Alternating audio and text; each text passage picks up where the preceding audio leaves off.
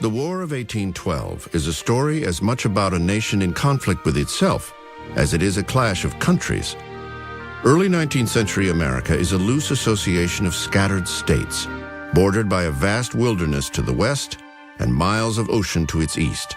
Isolated communities are surrounded by uncharted and hostile territory. Americans are intertwined by one thread: shipping.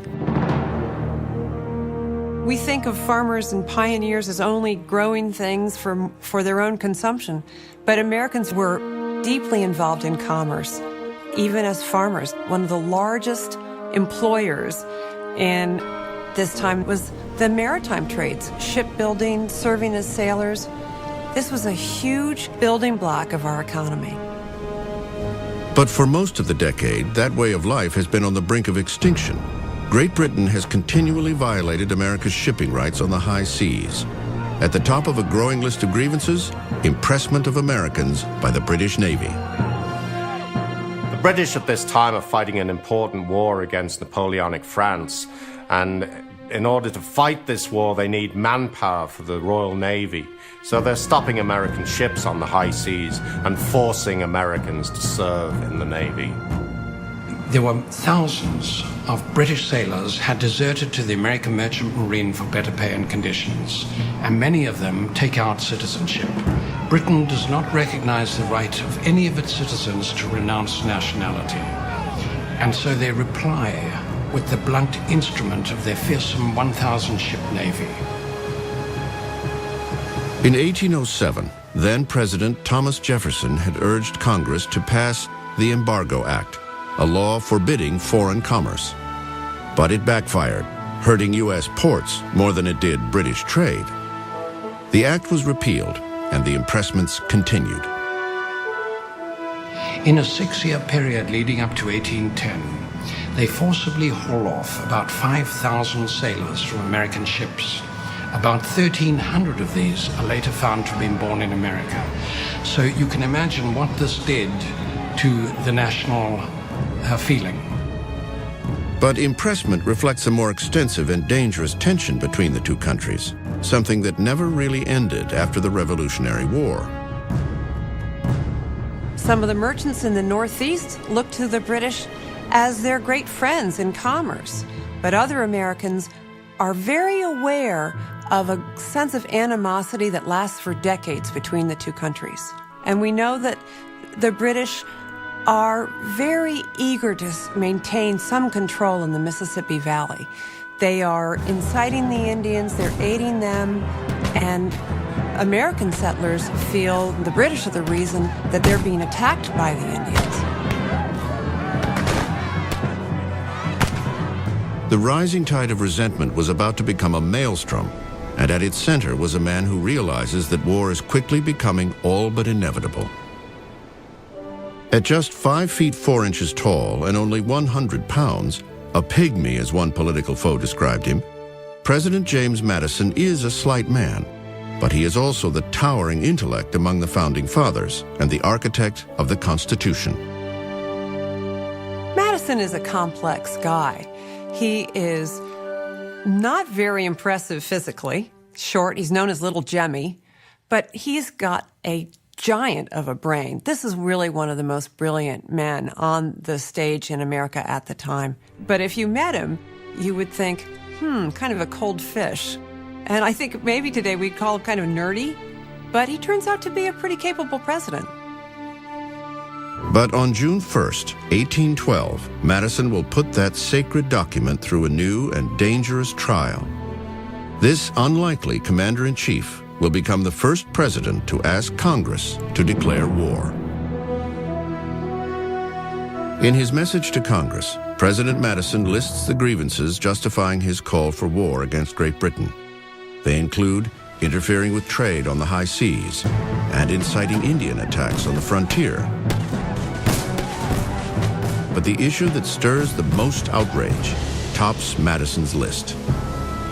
British ships have continually violated the American flag on the Great Highway of Nations and have seized and carried off persons sailing under its protection.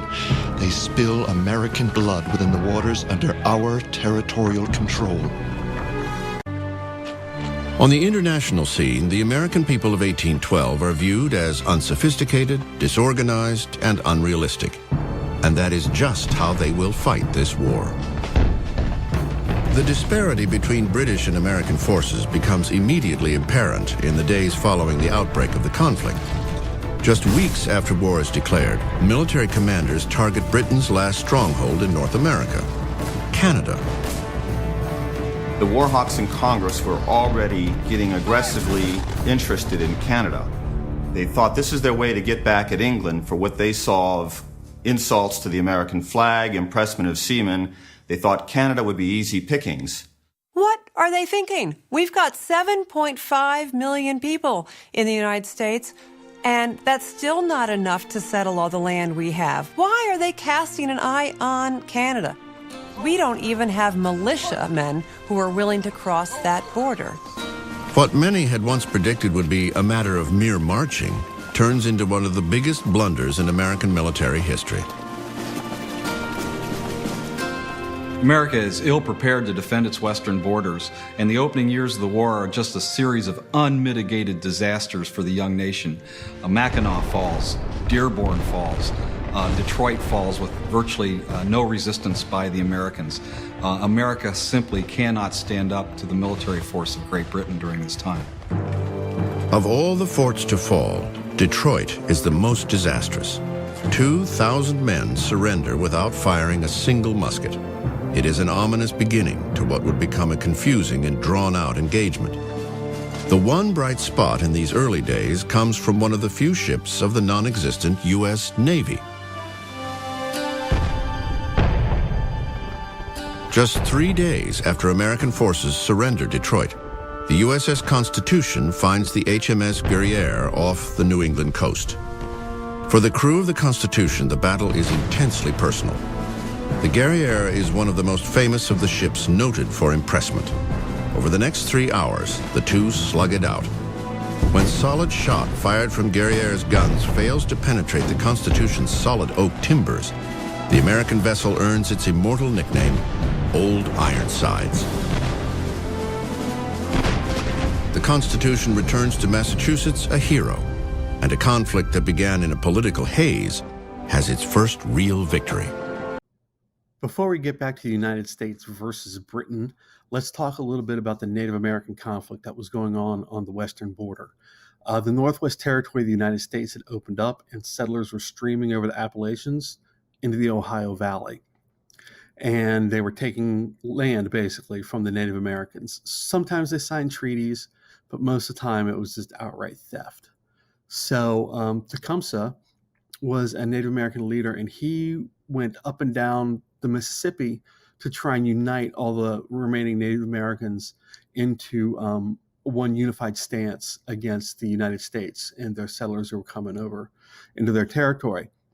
The reason this gets put into the War of 1812 is because it started around the same time.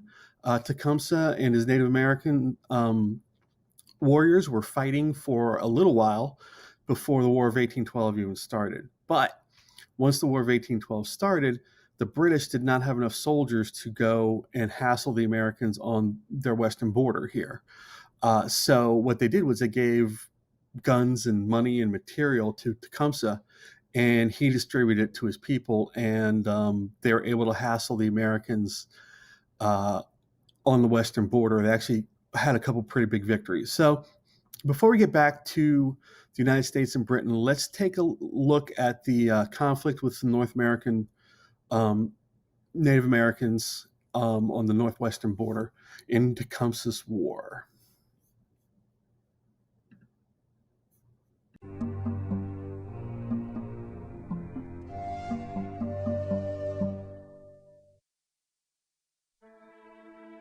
Just outside Lafayette in northeast Indiana rises a well-tended monument dedicated to the fallen soldiers of the Battle of Tippecanoe. At this pastoral site, on November 7, 1811, a territorial militia under the command of a future President of the United States, William Henry Harrison, fought one of the most significant and bloody battles in American frontier history.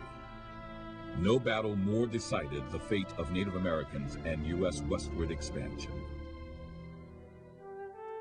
In 1803, President Thomas Jefferson told Harrison that once the Indians were taught to farm, they will perceive how useless to them are their extensive forests, and will be willing to pair them off from time to time in exchange for necessaries for their farms and families.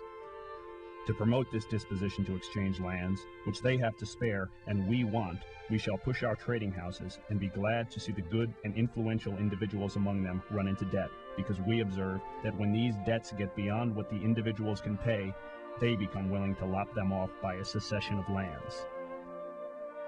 By 1810, Harrison bought over 120 million acres from the Indians. Once owned, the federal government sent out survey teams. It was with the surveyor's compass and chain that the Western movement began. By the fall of 1807, the territory covered by the surveyors stretched from the western border of Pennsylvania to the Mississippi River on the western border of Illinois. 3 future states, Ohio, Indiana, and Illinois, had been surveyed, and Americans were crossing the Appalachians in great numbers. They entered the area north of the Ohio River, clearing the land for farms and towns. The families who settled here shared the American vision that would become known 40 years later as Manifest Destiny, and which produced an ever-increasing flow of pioneers, pushing the frontier and Indians ever westward. In response to this white encroachment, a Shawnee Indian chief, Tecumseh, attempted to unify his people in defense of their lands. Intelligent, courageous, and humane, he is regarded as one of the greatest native leaders of the pioneer era. In 1806, Tecumseh's brother, called the Prophet, began preaching rejection of white civilization. The brothers founded a community, Prophetstown, at the confluence of the Wabash and Tippecanoe rivers. Tecumseh, infuriated by the land secessions brought about by Harrison's maneuvering of the Indians, organized a confederacy of 12 tribes. He told other tribal leaders, "One stick can be easily broken, but a bundle of sticks cannot. Let us halt this invading horde of people and their soldiers. Let us reclaim the land and the way of our ancestors." He advanced the position that land was the common property of all the tribes. Sell our lands, he asked. Why not sell the air, the clouds, and the great sea? When Tecumseh declared the 1809 sale of 3 million acres in Indiana and Illinois invalid, raids began on outlying settlements. In September 1811, Tecumseh visited Harrison in Vincennes, Kentucky, on a trip south. He tried to assure Harrison that there was nothing to be afraid of from the Indians. But after he left, the governor put out a call for troops to move up the Wabash River to Prophetstown.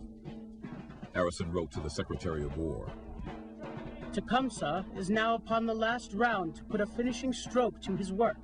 I hope, however, before his return that a part of the work he considered complete will be demolished, and even its foundation be rooted up."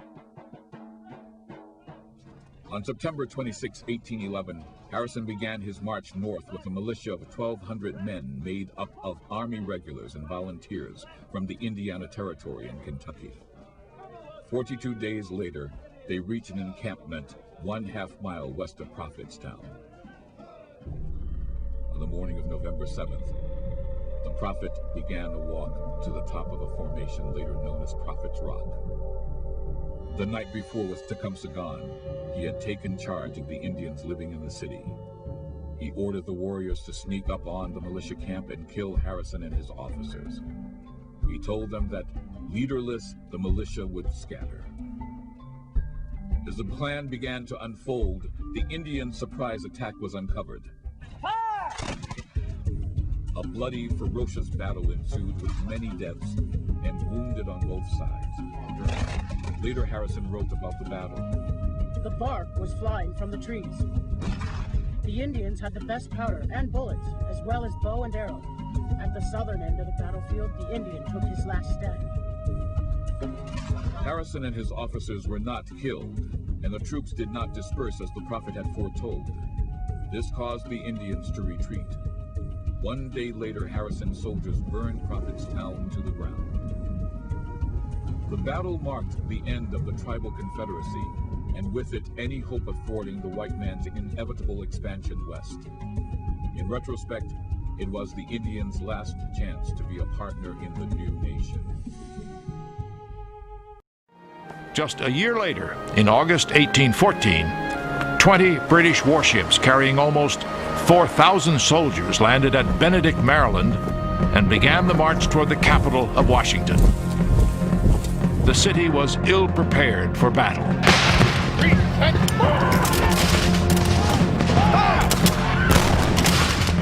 The success in Washington was so overwhelming.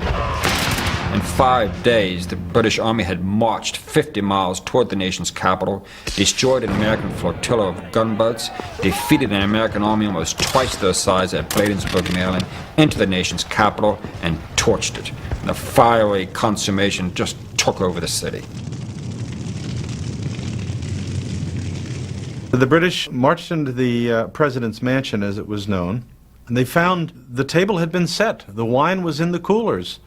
Dolly Madison, President Madison's wife, had gone to great trouble to have a state dinner, and obviously they were captured totally unprepared. The British promptly sat down and had one of the most memorable feasts I'm certain that they have ever had.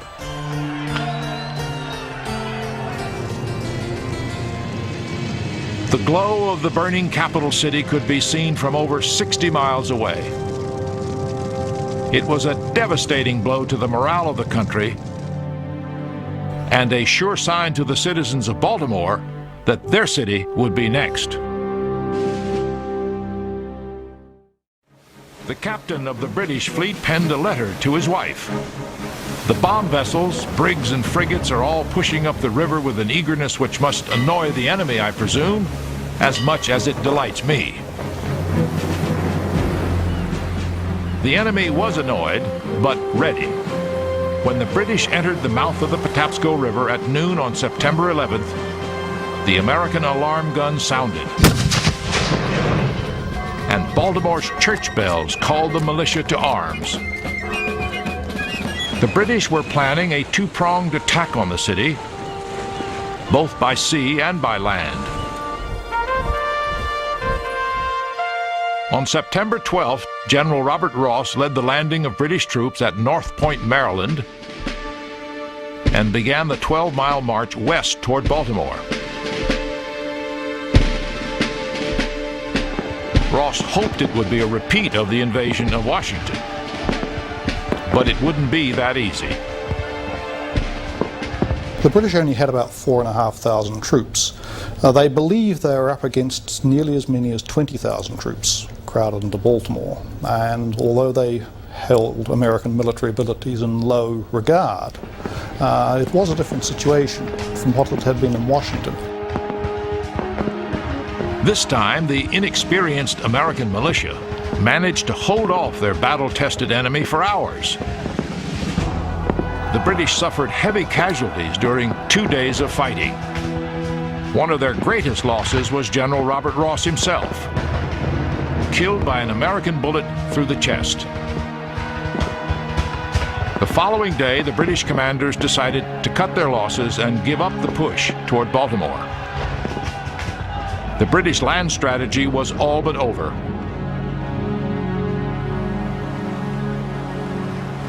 Their only hope was the naval assault, but the Navy was having troubles of its own.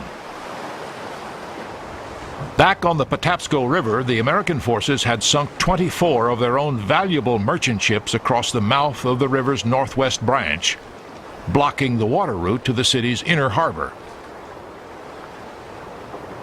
It was a precious sacrifice, but an essential defensive strategy. Now, the only way the British could get to the city would be to capture Fort McHenry. But the fort was ready for them. Commander George Armistead knew it was coming. On September 12th, he wrote to General Samuel Smith, the commander of Baltimore, From the number of barges and the known situation of the enemy, I have not a doubt but that an assault will be made this night upon the fort. The smaller of Mary Pickersgill's two flags was proudly hoisted above the fort, and 1,000 soldiers took position behind the 57 naval guns mounted on the water batteries. In the early morning hours of September 13, 1814, the HMS Volcano sent the first bombs sailing towards the fort. The ship's guns had a firing range of 2 miles. The fort's only a mile and a half. So for most of the bombardment, the small garrison here at Fort McHenry could only wait out the bombardment by huddling up against the north face of the walls of the fort on the other side, away from the harbor. As one American wrote, "We're like pigeons tied by the legs to be shot at." The shelling lasted for 25 hours. British Congreve rockets screamed toward the fort, leaving red trails of light in their wake. 190-pound cast-iron bombs exploded in midair, sending heavy fragments down upon the fort. One British soldier described it in a letter to his wife. All this night, the bombardment continued with unabated vigor. The hissing of rockets and the fiery shells glittered in the air, threatening destruction as they fell.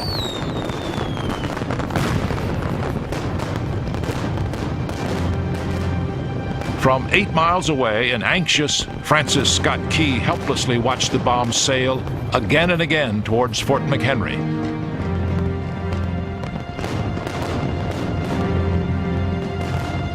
There was no way to tell if the American flag was still flying.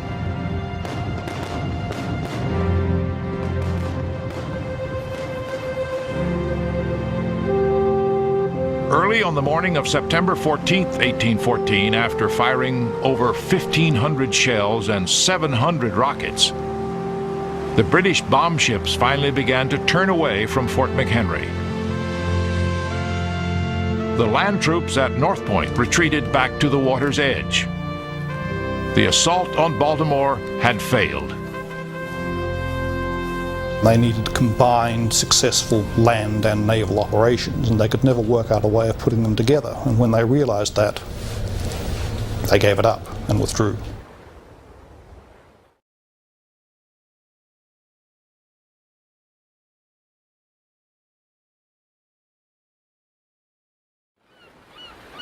In the distance, Francis Scott Key heard the soldiers at Fort McHenry triumphantly fire the morning gun. Armistead, the commander of the fort, ordered the small flag taken down, and in its place he ordered the great 42 by 30-foot garrison flag that we see today at the Smithsonian in Washington, hoisted over the ramparts of the fort as the last measure of defiance against the British fleet. A fife and drum band broke into a celebratory rendition of Yankee Doodle. And 8 miles away, Francis Scott Key peered through the eyepiece of a telescope, straining to see anything through the thick smoke and fog. Miraculously, the fort had survived, and a huge American flag was still flying triumphantly. Greatly moved, Key began to jot down the first stanza of what we know today as our national anthem. As the morning sun rose, he could dimly see the American flag. And that's when he exclaimed, "'Tis the Star-Spangled Banner, may it wave o'er the land of the free and the home of the brave." And at that time he started writing the rest of the poem. Back at Fort McHenry, the troops were celebrating their momentous victory. Only 4 men were killed and 24 wounded. They'd beaten the British again. Of course, it provided a great burst of patriotism because the country was in great disarray. The capital had fallen. The president was managing ineffectively. The cabinet was divided. The treasury was broke. The army wasn't performing any too well. The coast was blockaded. But by God, before we go down to defeat, we'll rally every last man and fight it out.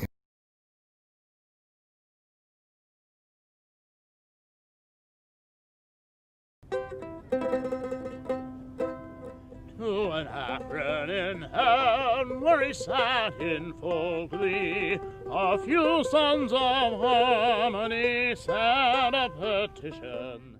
There's an interesting story behind the tune that we know as the Star Spangled Banner.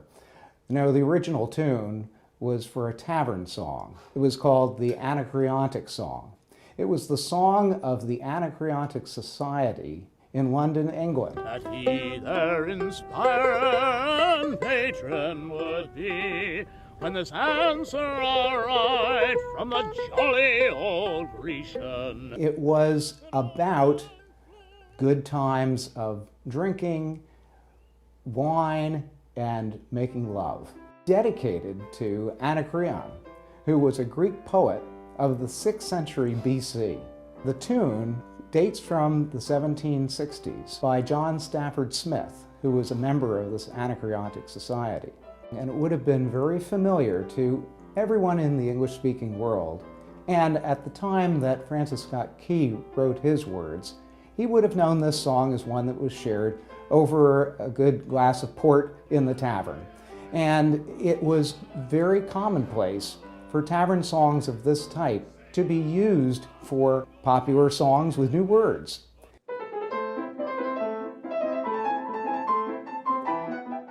I am a historian, a musicologist by education and training, and an opera singer. And so I worked with my voice teacher of the time, who I studied with for 20 years, and he guided me to the idea of exploring American popular song of the 18th and 19th centuries. And I developed this passion for doing historical music. I'll lend you my name and inspire you to boot. I regularly perform at Fort McHenry for Defenders Day, which is a Maryland state holiday in September, and I perform at Hampton, which is a National Historic Site just north of Baltimore. Both of those bring me into the period of the War of 1812. It's very inspiring to perform a song of this type because it takes you back in time, and it seems that it is a crowd pleaser because they had no idea that the origin of our national anthem was a tavern song. The myrtle of Venus with Bacchus as thine. Huzzah! After the Battle of Baltimore, there were some battles up north near Canada that Britain lost, and they decided, after about a decade of fighting the French and a few years of fighting the Americans, that it was time to end the war. So they signed the Treaty of Ghent in December of 1814. They got on a boat, brought the Treaty of Ghent to Washington, and Congress ratified it. But they didn't know that in New Orleans. General Jackson did not know that. So they actually fought the Battle of New Orleans after the Treaty of Ghent was signed. So it still was an important battle, because many people think that if the Americans would have lost that one, that the British would have just torn up the Treaty of Ghent and then occupied the Mississippi River. So here it is. Andrew Jackson becomes a national hero. After capturing America's capital, Britain turns to the most important port on the frontier, New Orleans. The city controls access to the Mississippi River, providing a highway to British forts in Canada. The British had a huge advantage over the United States in the War of 1812 because the British had the most powerful navy in the world. It meant that the British could move their troops from here, there, along the coast, and always beat the Americans to wherever they wanted to get. if they captured New Orleans, they could go up the Mississippi and connect with British forces coming down from Canada.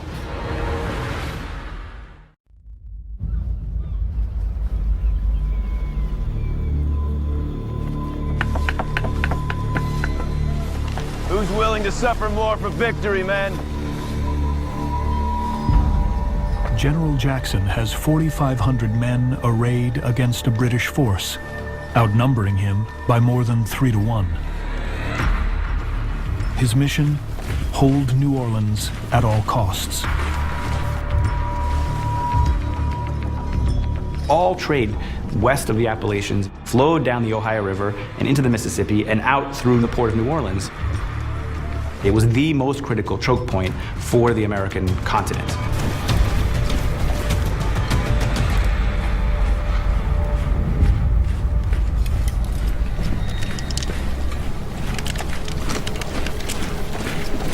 Prepare to fire!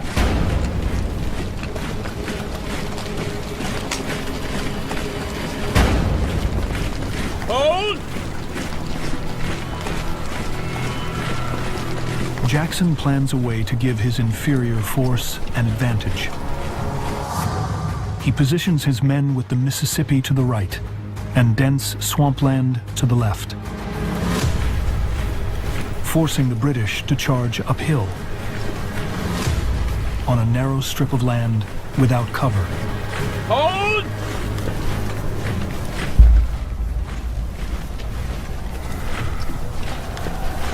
Fire!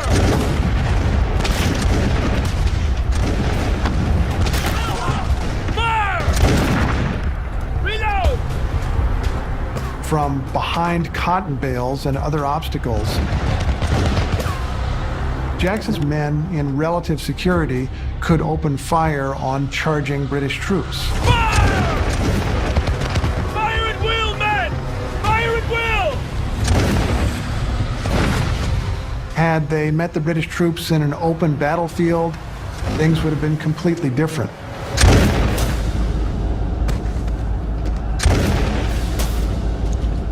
But as it turned out, the British charged right where Jackson would have wanted them to, and they did it very badly, and they were slaughtered. Over 10 days of ferocious battle,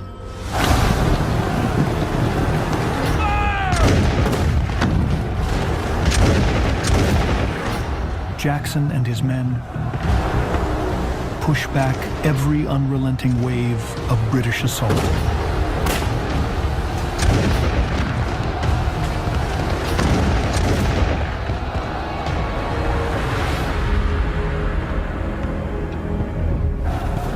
Finally, after devastating losses, British forces withdraw.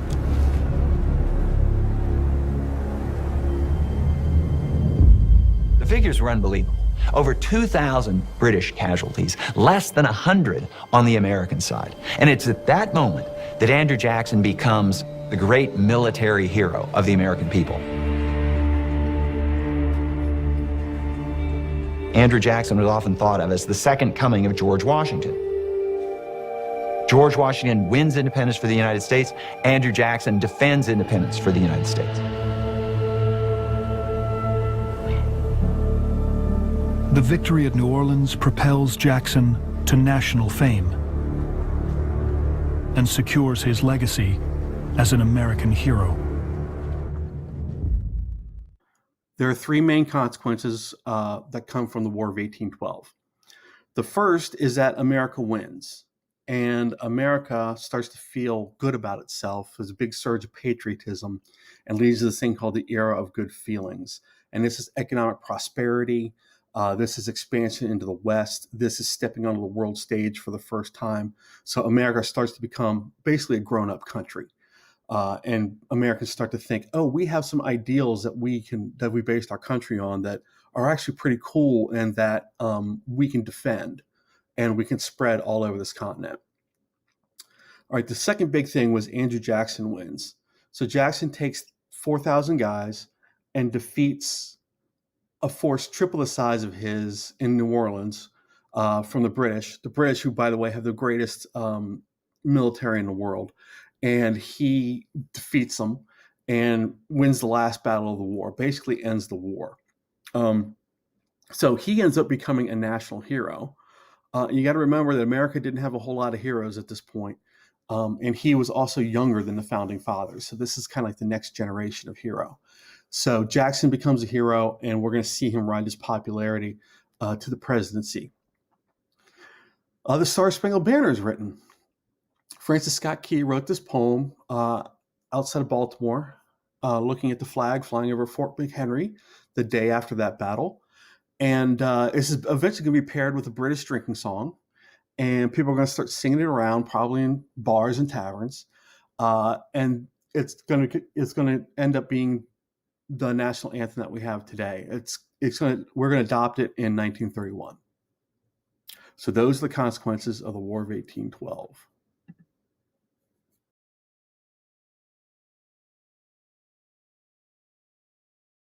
Battles of the War. Atlantic Ocean, 1813. British Navy blockades American coast. Lake Erie, 1813. Commodore Perry's fleet defeats a British fleet. Thames River, 1813. Harrison defeats British in Canada, killing Tecumseh. Washington, D.C., 1814. British burn the Capitol. Baltimore, 1814. British fail to capture nearby Baltimore. Lake Champlain, 1814. American ships defeat British who retreat to Canada. New Orleans, 1815. Jackson's army defeats British in the Battle of New Orleans. The War of 1812 was part of a larger global conflict, mainly between Great Britain and France. They'd been fighting for more than 2 decades in an effort to rule more of the world. The United States wanted to remain neutral, but on June 18, 1812, after Britain defeated France, the United States declared war on the country from whom she had won independence just 36 years earlier, which is why it is often called the Second War of Independence. We declared war for 3 reasons. Great Britain refused to stop seizing American ships that traded with France. They were kidnapping sailors and forcing them to work in the British Royal Navy. This was called impressment. And finally, they were supporting Native American tribes in an effort to prevent Western expansion. Battles were fought in 4 regions: the Atlantic coast, Canada and U.S. border, the Gulf Coast, and the American frontier. While there were many battles, 2 stand out. One at the nation's capital and the other at New Orleans. The British Army captured the nation's capital on August 24, 1814, and ordered the burning of the White House, the Capitol, and many other public structures. The occupation lasted less than a day, but long enough to do major damage. The rebuilding and restoration took 3 years. And the Battle of New Orleans is significant because it resulted in national stardom for General Andrew Jackson. The fame helped him become our 7th president. Jackson enlisted a bunch of inexperienced volunteers made up of slaves, frontiersmen, and even pirates. Despite the fact Jackson's 4,000 soldiers were up against 10,000, he pulled out a victory.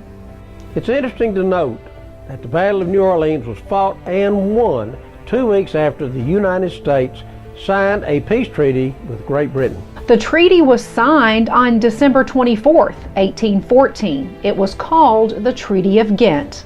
The Battle of New Orleans didn't take place until January 8, 1815. But because communication was very slow back then, General Jackson did not receive word before the battle. Ironically, very little changed at the end of the War of 1812. No new land was gained, and things pretty much returned to the way they were, which is why it is often called the Forgotten War.